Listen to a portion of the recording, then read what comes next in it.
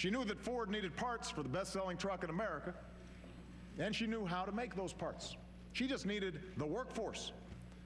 So she dialed up what we call an American Job Center, places where folks can walk in to get the help or training they need to find a new job or a better job. She was flooded with new workers. And today, Detroit Manufacturing Systems has more than 700 employees.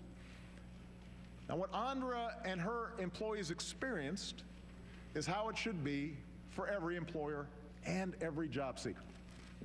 So tonight, I've asked Vice President Biden to lead an across-the-board reform of America's training programs to make sure they have one mission: train Americans with the skills employers need and match them to good jobs that need to be filled right now.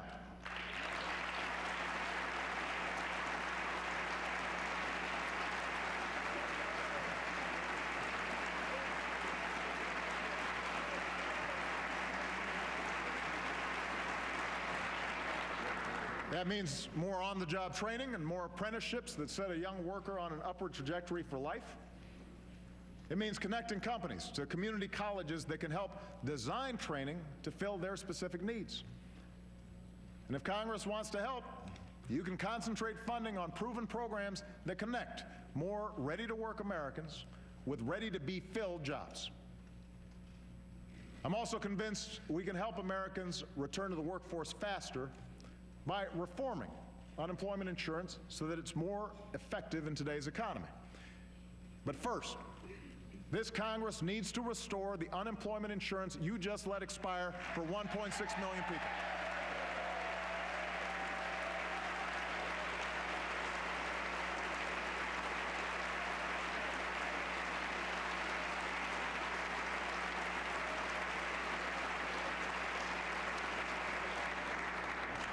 Let me tell you why. Misty DeMars is a mother of 2 young boys. She'd been steadily employed since she was a teenager, put herself through college. She'd never collected unemployment benefits, but she'd been paying taxes. In May, she and her husband used their life savings to buy their first home. A week later, budget cuts claimed the job she loved. Last month, when their unemployment insurance was cut off, she sat down and wrote me a letter, the kind I get every day. We are the face of the unemployment crisis, she wrote. I'm not dependent on the government. Our country depends on people like us who build careers, contribute to society, care about our neighbors. I'm confident that in time I will find a job, I will pay my taxes, and we will raise our children in their own home and the community we love. Please give us this chance. Congress, give these hard-working, responsible Americans that chance. Give them that chance.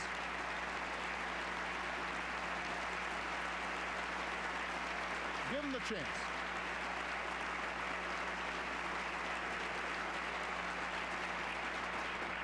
They need our help right now, but more important, this country needs them in the game.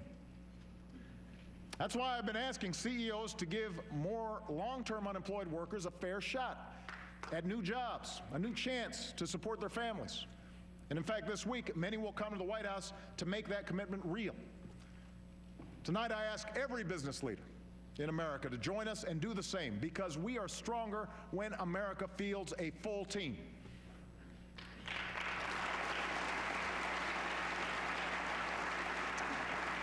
Of course, it's not enough to train today's workforce. We also have to prepare tomorrow's workforce by guaranteeing every child access to a world-class education.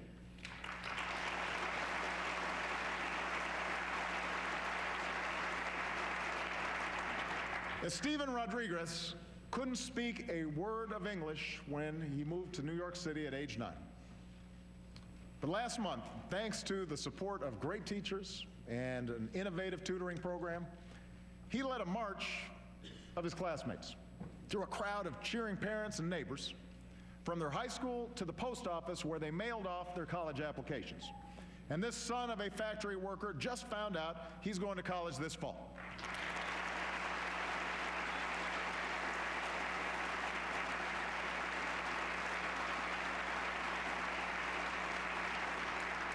5 years ago, we set out to change the odds for all our kids.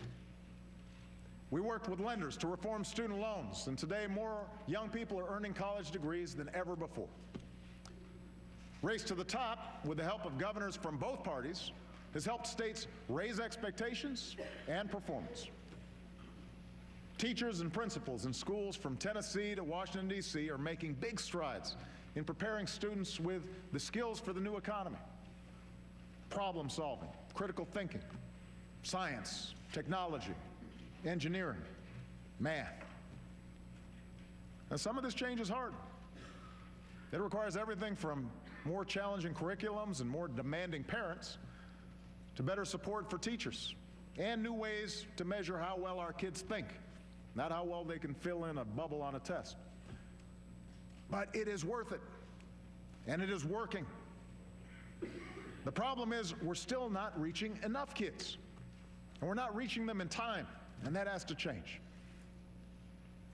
Research shows that one of the best investments we can make in a child's life is high-quality early education.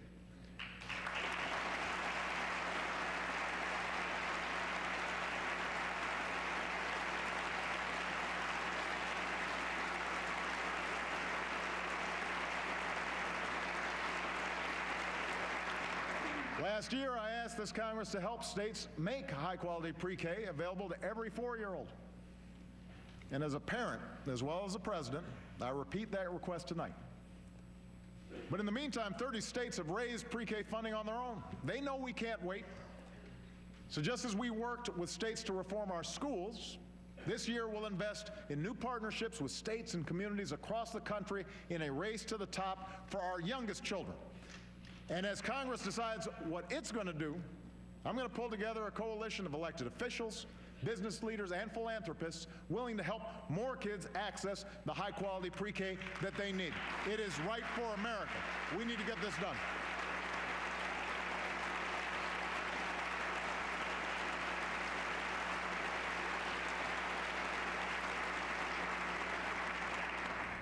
Last year, I also pledged to connect 99% of our students to high-speed broadband over the next 4 years.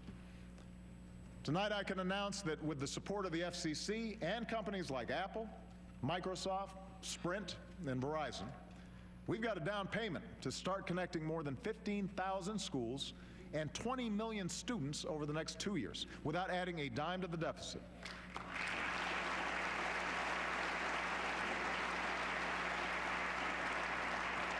We're working to redesign high schools and partner them with colleges and employers that offer the real-world education and hands-on training that can lead directly to a job and career. We're shaking up our system of higher education to give parents more information and colleges more incentive to offer better value so that no middle-class kid is priced out of a college education. We're offering millions the opportunity to cap their monthly student loan payments to 10% of their income. And I want to work with Congress to see how we can help even more Americans who feel trapped by student loan debt.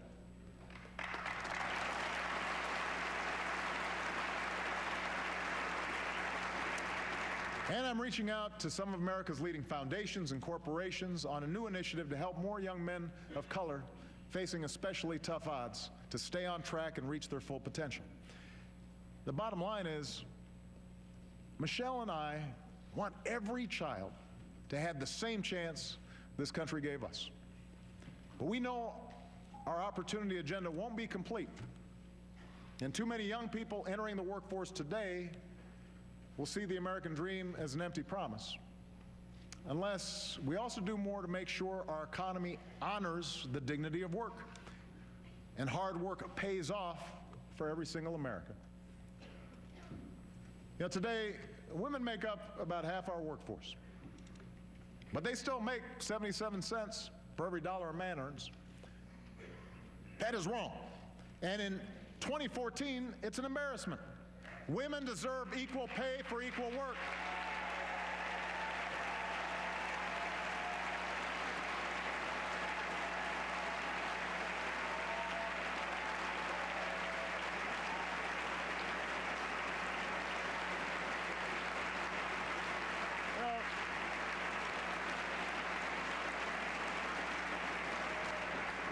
She deserves to have a baby without sacrificing her job. A mother deserves a day off to care for a sick child or a sick parent without running into hardship. And you know what? A father does too.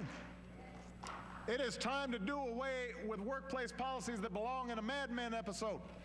This year, let's all come together, Congress, the White House, businesses from Wall Street to Main Street, to give every woman the opportunity she deserves, because I believe when women succeed, America succeeds.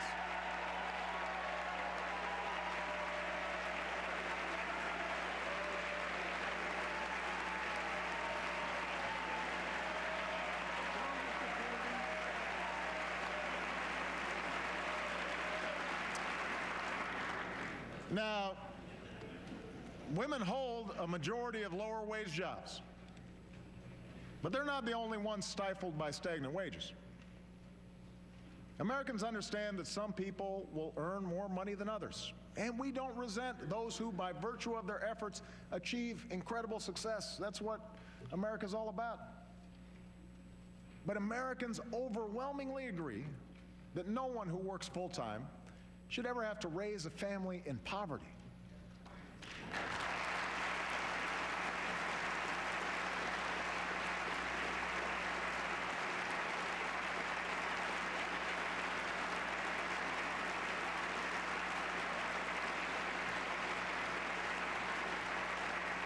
In the years since I asked this Congress to raise the minimum wage, 5 states have passed laws to raise theirs. Many businesses have done it on their own. Nick Shute is here today with his boss, John Serrano. John's an owner of Punch Pizza in Minneapolis, and Nick helps make the dough. Only now he makes more of it. John just gave his employees a raise to $10 an hour, and that's a decision that has eased their financial stress and boosted their morale. Tonight I ask more of America's business leaders to follow John's lead. Do what you can to raise your employees' wages.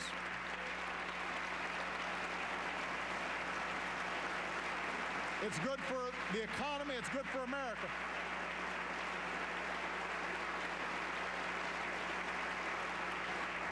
To every mayor, governor, state legislator in America, I say, you don't have to wait for Congress to act. Americans will support you if you take this on. And as a chief executive, I intend to lead by example.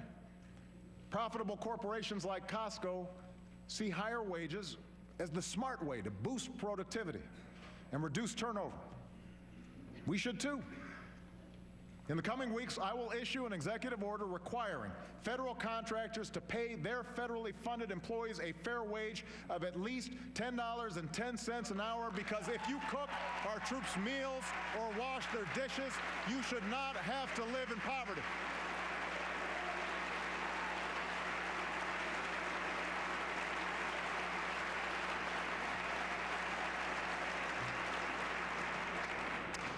Of course, to reach millions more, Congress does need to get on board. Today, the federal minimum wage is worth about 20% less than it was when Ronald Reagan first stood here. And Tom Harkin and George Miller have a bill to fix that by lifting the minimum wage to $10.10. It's easy to remember, 10-10. This will help families. It'll give businesses customers with more money to spend. It does not involve any new bureaucratic program. So join the rest of the country. Say yes. Give America a raise. Give them a raise.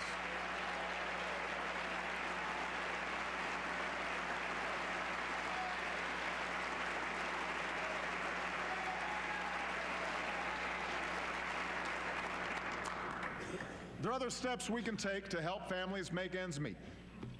And few are more effective at reducing inequality and helping families pull themselves up through hard work than the Earned Income Tax Credit. Right now, it helps about half of all parents at some point. Think about that. It helps about half of all parents in America at some point in their lives. But I agree with Republicans like Senator Rubio that it doesn't do enough for single workers who don't have kids. So let's work together to strengthen the credit. reward work, help more Americans get ahead. Let's do more to help Americans save for retirement. Today, most workers don't have a pension. A Social Security check often isn't enough on its own. And while the stock market has doubled over the last 5 years, that doesn't help folks who don't have 401ks. That's why tomorrow I will direct the Treasury to create a new way for working Americans to start their own retirement savings. MyRA. It's a new savings bond that encourages folks to build a nest egg. MyRA guarantees a decent return with no risk of losing what you put in. And if this Congress wants to help, work with me to fix an upside-down tax code that gives big tax breaks to help the wealthy save, but does little or nothing for middle-class Americans. Offer every American access to an automatic IRA on the job, so they can save at work just like everybody in this chamber can. And since the most important investment many families make is their home, send me legislation that protects taxpayers from footing the bill for a housing crisis ever again and keeps the dream of home ownership alive for future generations.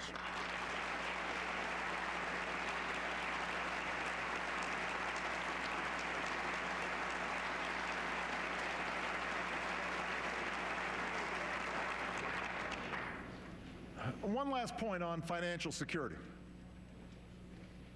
For decades, few things exposed hardworking families to economic hardship more than a broken healthcare system. And in case you haven't heard, we're in the process of fixing that.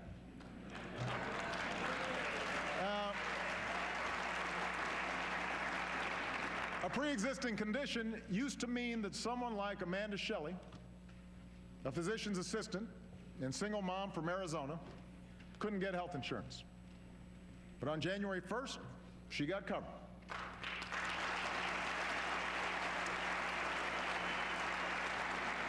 On January 3rd, she felt a sharp pain. On January 6th, she had emergency surgery. Just 1 week earlier, Amanda said, and that surgery would have meant bankruptcy. That's what health insurance reform is all about. The peace of mind that if misfortune strikes, you don't have to lose everything. Already, because of the Affordable Care Act, more than 3 million Americans under age 26 have gained coverage under their parents' plan.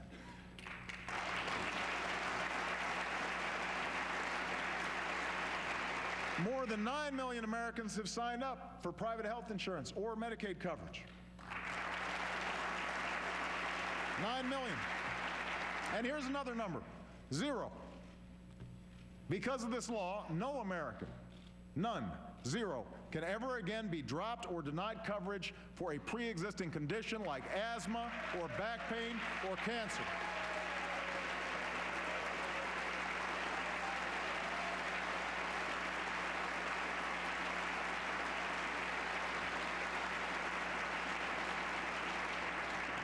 No woman can ever be charged more just because she's a woman.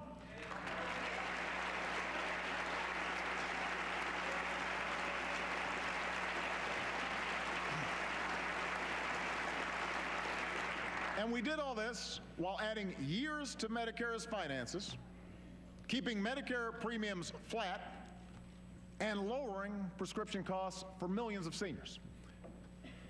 Now, I do not expect to convince my Republican friends on the merits of this law. But I know that the American people are not interested in refighting old battles. So, again, if you have specific plans to cut costs, cover more people, increase choice, tell America what you do differently. Let's see if the numbers add up. But let's not have another 40-something votes to repeal a law that's already helping millions of Americans like Amanda.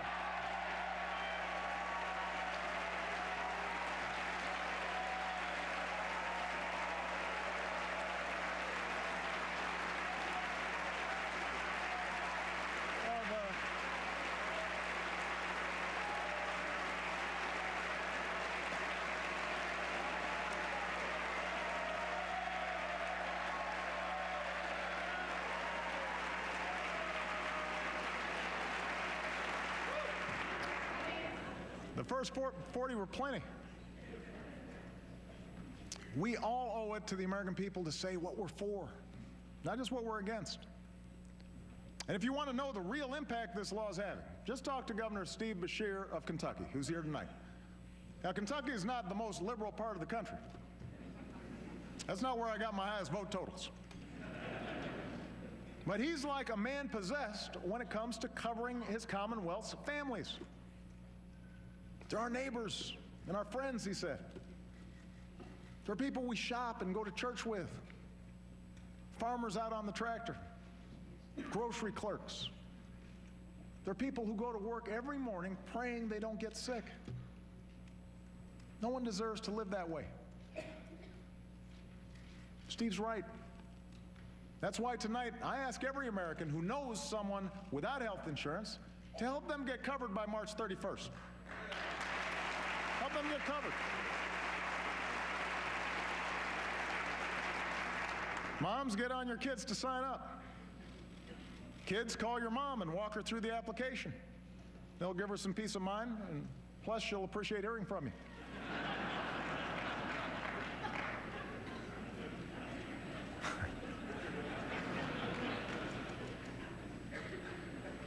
After all, that's the spirit that has always moved this nation forward. It's the spirit of citizenship. The recognition that through hard work and responsibility, we can pursue our individual dreams, but still come together as one American family to make sure the next generation can pursue its dreams as well. Citizenship means standing up for everyone's right to vote.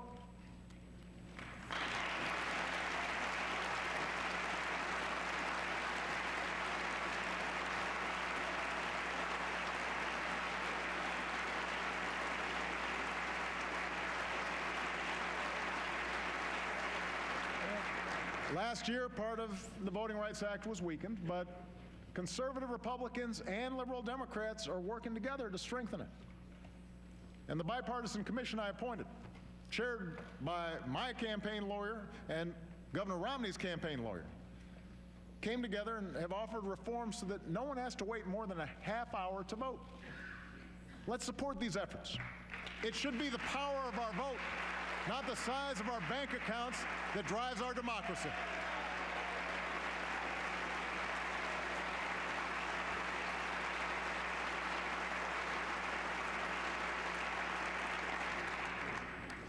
Citizenship means standing up for the lives that gun violence steals from us each day.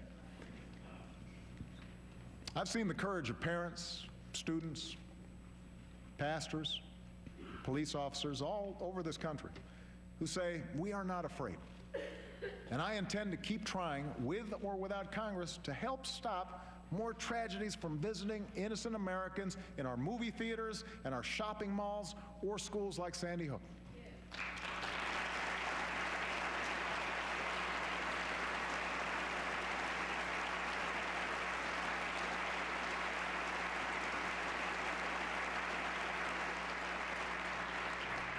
Citizenship demands a sense of common purpose, participation in the hard work of self-government, an obligation to serve our communities. And I know this chamber agrees that few Americans give more to their country than our diplomats and the men and women of the United States Armed Forces.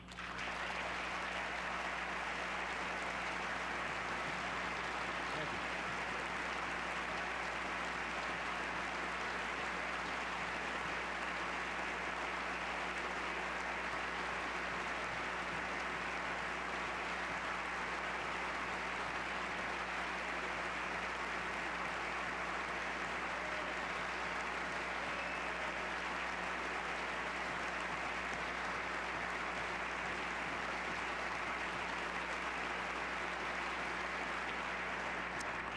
Tonight, because of the extraordinary troops and civilians who risk and lay down their lives to keep us free, the United States is more secure. When I took office, nearly 180,000 Americans were serving in Iraq and Afghanistan. Today, all our troops are out of Iraq. More than 60,000 of our troops have already come home from Afghanistan. With Afghan forces now in the lead for their own security, our troops have moved to a support role. Together with our allies, we will complete our mission there by the end of this year, and America's longest war will finally be over.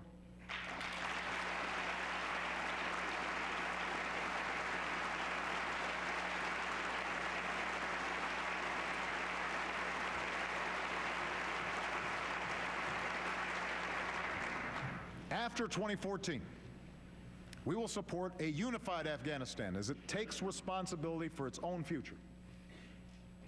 If the Afghan government signs a security agreement that we have negotiated, a small force of Americans could remain in Afghanistan with NATO allies to carry out two narrow missions: training and assisting Afghan forces, and counterterrorism operations to pursue any remnants of al-Qaeda. For while our relationship with Afghanistan will change, one thing will not: our resolve that terrorists do not launch attacks against our country.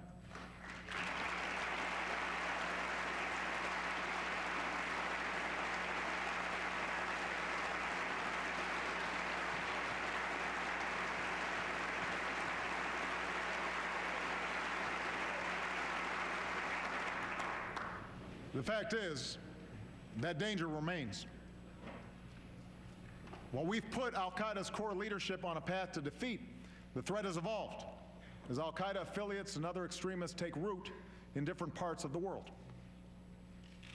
In Yemen, Somalia, Iraq, Mali, we have to keep working with partners to disrupt and disable those networks.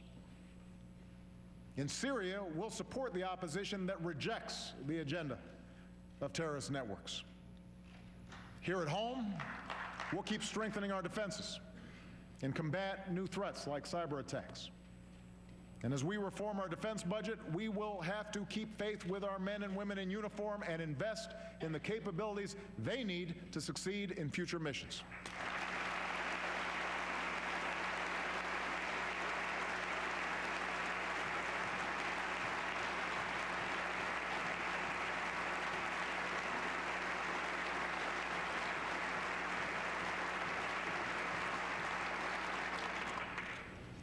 We have to remain vigilant. But I strongly believe our leadership and our security cannot depend on our outstanding military alone. As Commander-in-Chief, I have used force when needed to protect the American people, and I will never hesitate to do so as long as I hold this office. But I will not send our troops into harm's way unless it is truly necessary, nor will I allow our sons and daughters to be mired in open-ended conflicts. We must fight the battles that need to be fought, not those that terrorists prefer from us, large-scale deployments that drain our strength and may ultimately feed extremism. So even as we actively and aggressively pursue terrorist networks, through more targeted efforts and by building the capacity of our foreign partners, America must move off a permanent war footing.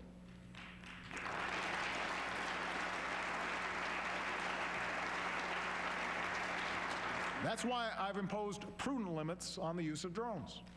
For we will not be safer if people abroad believe we strike within their countries without regard for the consequence. That's why, working with this Congress, I will reform our surveillance programs, because the vital work of our intelligence community depends on public confidence, here and abroad, that privacy of ordinary people is not being violated.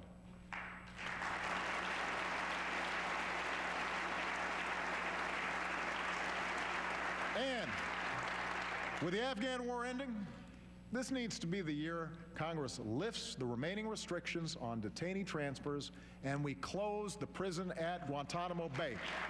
Because we counter terrorism not just through intelligence and military actions, but by remaining true to our constitutional ideals and setting an example for the rest of the world.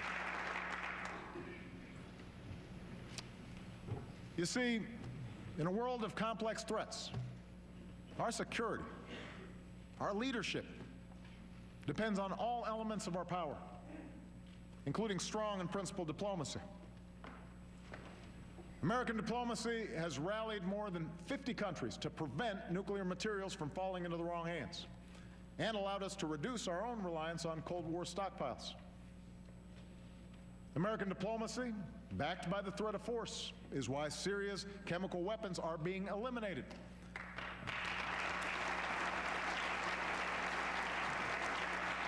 And we will continue to work with the international community to usher in the future the Syrian people deserve, a future free of dictatorship, terror, and fear.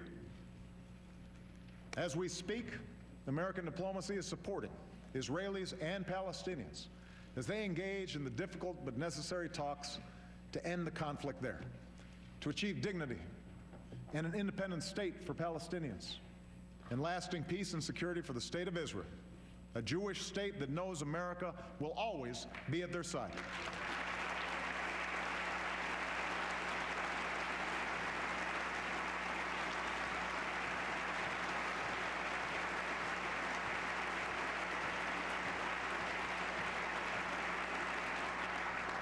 And it is American diplomacy, backed by pressure, that has halted the progress of Iran's nuclear program and rolled back parts of that program for the very first time in a decade.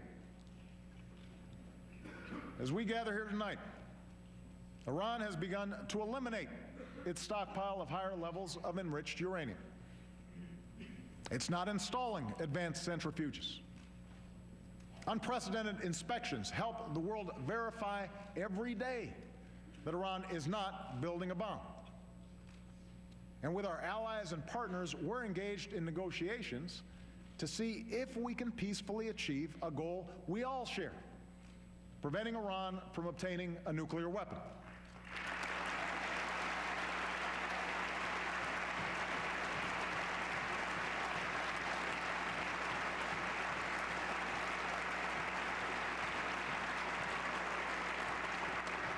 These negotiations will be difficult.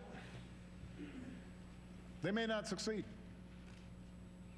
We are clear-eyed about Iran's support for terrorist organizations like Hezbollah, which threatens our allies. And we're clear about the mistrust between our nations, mistrust that cannot be wished away. But these negotiations don't rely on trust. Any long-term deal we agree to must be based on verifiable action that convinces us and the international community that Iran is not building a nuclear bomb. If John F. Kennedy and Ronald Reagan could negotiate with the Soviet Union, then surely a strong and confident America can negotiate with less powerful adversaries today.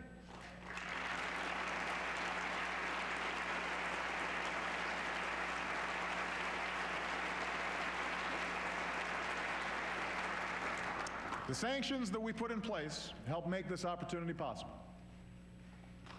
But let me be clear.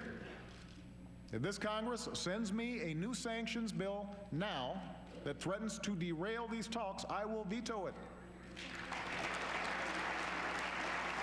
For the sake of our national security, we must give diplomacy a chance to succeed.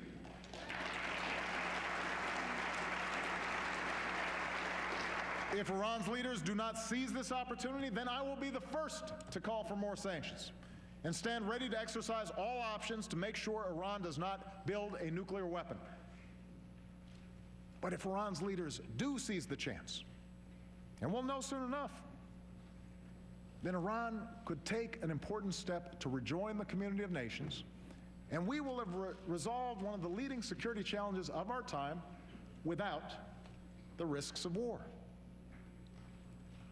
And finally, let's remember that our leadership is defined not just by our defense against threats, but by the enormous opportunities to do good and promote understanding around the globe, to forge greater cooperation, to expand new markets, to free people from fear and want. And no one is better positioned to take advantage of those opportunities than America. Our alliance with Europe remains the strongest the world has ever known.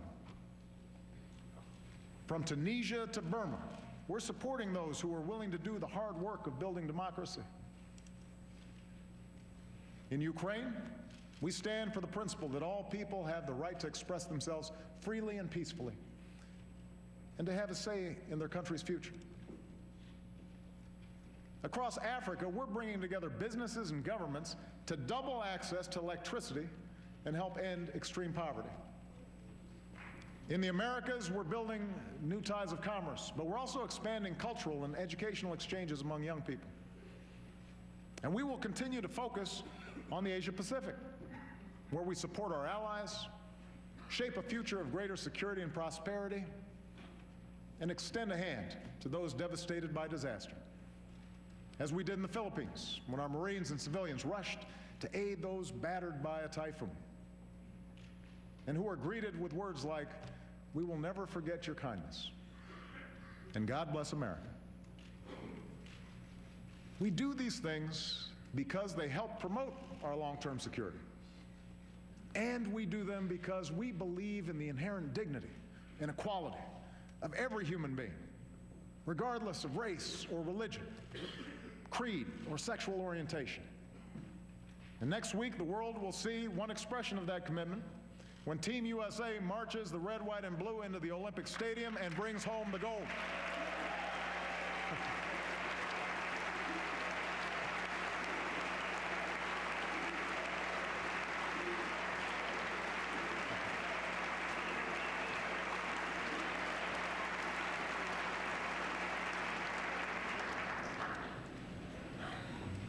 My fellow Americans, no other country in the world does what we do. On every issue, the world turns to us, not simply because of the size of our economy or our military might, but because of the ideals we stand for and the burdens we bear to advance them. No one knows this better than those who serve in uniform. As this time of war draws to a close, a new generation of heroes returns to civilian life. We'll keep slashing that backlog so our veterans receive the benefits they've earned, and our wounded warriors receive the health care, including the mental health care that they need.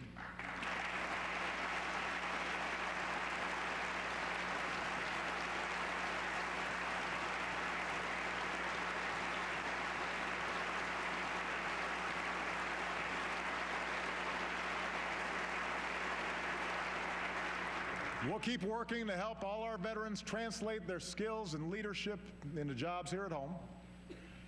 And we will all continue to join forces to honor and support our remarkable military families. Let me tell you about one of those families I've come to know.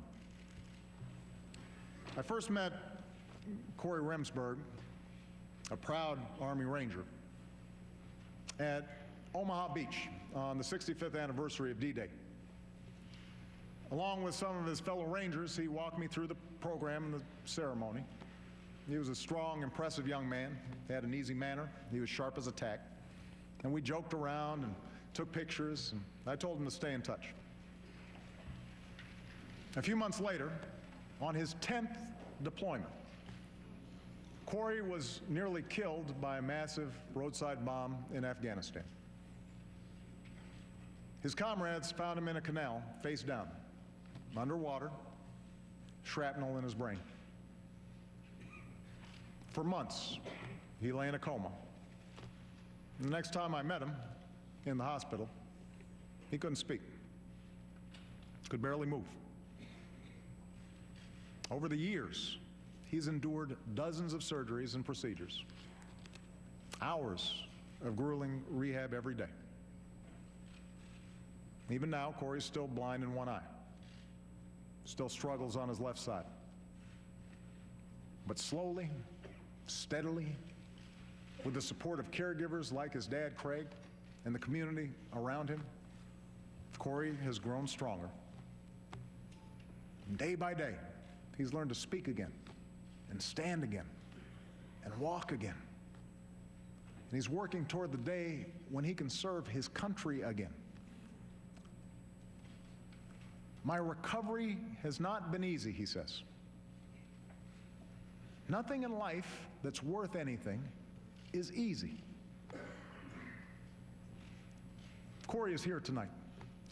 And like the Army he loves, like the America he serves, Sergeant First Class Corey Remsburg never gives up, and he does not quit.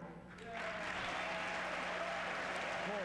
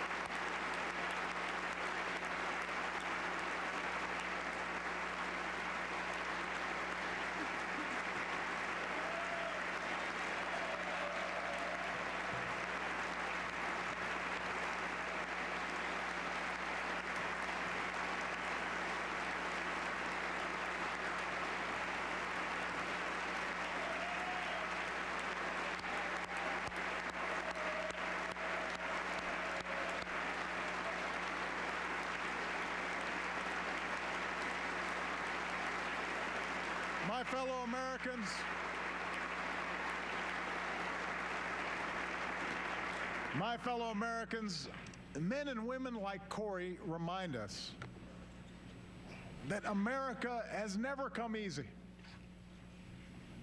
Our freedom, our democracy has never been easy. Sometimes we stumble, we make mistakes, we get frustrated or discouraged.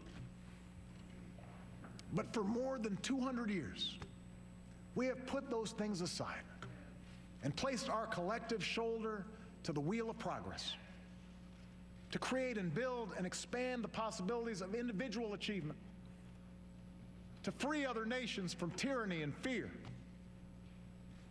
to promote justice and fairness and equality under the law, so that the words set to paper by our founders are made real for every citizen. The America we want for our kids, a rising America where honest work is plentiful and communities are strong, where prosperity is widely shared, an opportunity for all lets us go as far as our dreams and toil will take us. None of it is easy. But if we work together, if we summon what is best in us, the way Corey summoned what is best in him, with our feet planted firmly in today but our eyes cast toward tomorrow, I know it is within our reach. Believe it. God bless you, and God bless the United States of America.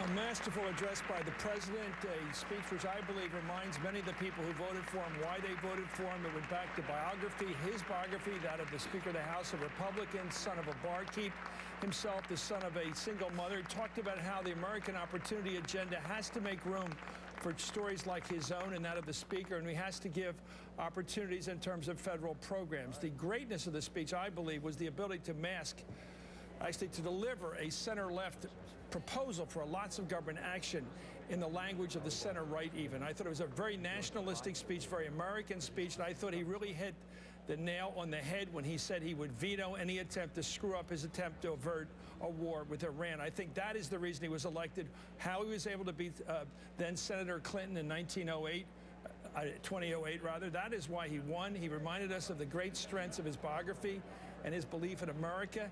And I think that's what this speech was about, Rachel. It was about America, but what we must do to make it a great country again. I thought the president was surprisingly, and I don't mean this in a bad way to say that I was surprised, but I was struck by how energetic he was, almost playful, joshing a little bit with the Speaker of the House, making a few jokes. He seemed comfortable in his own skin. We all think of him as a good orator in big, long, formal speeches like this. He sometimes feels like he is reading. In this case, for a lot of it, he felt like he was very much in the moment. That stylistically may or may not impact how people feel about this speech in the long run. It struck me as an important part of it. I will say, very substantive remarks from the president on foreign policy and national security. I will not send our troops into harm's way unless it is truly necessary. I will not allow our sons and daughters to be mired in open-ended conflicts. We must fight the battles that need to be fought, not those that terrorists prefer from us. Large-scale deployments that drain our strength and may ultimately feed extremism. America must move off a permanent war footing. And then closing, I think actually the most moving moment of the speech, the most emotionally affecting moment of the speech was the sustained ovation for the wounded Army Ranger who was there sitting in the First Lady's box watching the address tonight. That